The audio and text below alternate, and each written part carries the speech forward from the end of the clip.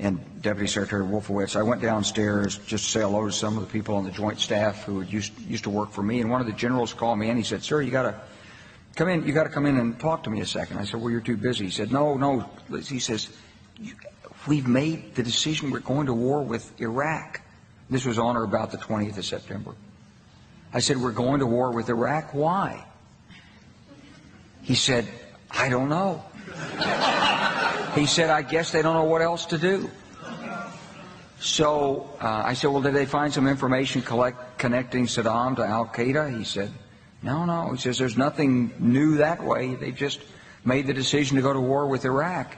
He said, "I guess it's like we don't know what to do about terrorists, but we've got a good military and we can take down governments." And he said, "I guess if the only tool you have is a hammer, every problem has to look like a nail." So I came back to see him a few weeks later, and by that time we were bombing in Afghanistan. I said, "Are we still going to war with Iraq?" And he said, "Oh, it's worse than that." He said, he reached over on his desk, he picked up a piece of paper, and he said, I just got this down from upstairs, meaning the Secretary of Defense's office today, and he said, "This is a memo that describes how we're going to take out 7 countries in 5 years, starting with Iraq and then Syria, Lebanon, Libya, Somalia, Sudan, and finishing off Iran."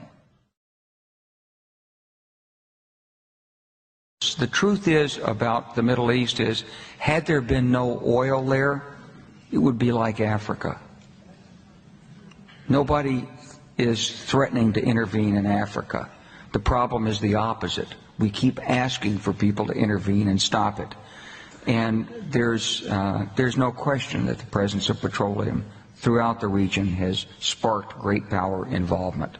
Whether that was the specific motivation for the coup or not, I can't tell you, but there's always been this attitude that somehow we could intervene and use force in the region.